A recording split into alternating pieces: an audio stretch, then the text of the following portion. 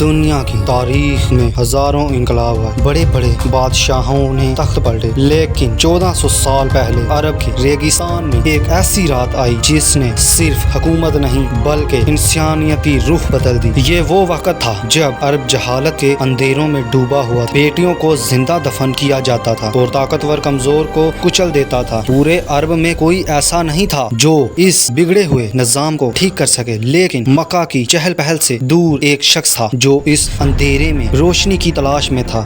یہ شخص کوئی بادشاہ نہیں تھا، نہ ان کے پاس کوئی فوج تھی، لیکن ان کا دل پوری انسانیت کے درد سے بھرا تھا۔ محمد مصطفیٰ صلی اللہ علیہ وآلہ وسلم جو بچپن ہی سے صادق اور امین کے نام سے جانے جاتے تھے۔ جب پورا مکہ سو رہا ہوتا، آپ صلی اللہ علیہ وآلہ وسلم صدیوں پرانی جہالت کا حل ڈھونڈنے کے لیے جبل نور کی اونچی چوٹی پر چڑھ جاتے۔ وہاں ایک چھوٹی سی غار تھی، غار ہیرا، ایک ایسی جگہ جہاں نہ کوئی شور تھا نہ دنیا کی ملاوٹ، صرف تنہائی تھی اور خدا کی تلاش۔ اور پھر وہ رات آئی، رمضان کی ایک خاموش رات۔ آپ صلی اللہ علیہ وآلہ وسلم غار میں عبادت میں مصروف تھے کہ اچانک غار کا اندھیرا ایک ایسی روشنی سے بھر گیا جو اس دنیا کی نہیں تھی۔ فرشتوں کا سردار حضرت جبرائیل امین سامنے کھڑے تھے۔ یہ وہ پل تھا جس نے قیامت تک کی تاریخ لکھنی تھی۔ جبرائیل امین نے فرمایا، اقرا، پڑھیے۔ آپ صلی اللہ علیہ وآلہ وسلم نے فرمایا، میں پڑھنے والا نہیں ہوں۔ جبرائیل امین نے آپ صلی اللہ علیہ وآلہ وسلم کو اپنے سینے سے لگایا اور اتنے زور سے دبایا کہ آپ صلی اللہ علیہ وآلہ وسلم کی قوت ختم ہونے لگی۔ پھر چھوڑا اور کہا، پڑھیے، دوسری بار اور پھر تیسری بار۔ یہی ہوا اور پھر وہ الفاظ گونجے جو آج ہر مسلمان کے دل میں ہیں، پڑھیے اپنے رب کے نام سے جس نے پیدا کیا۔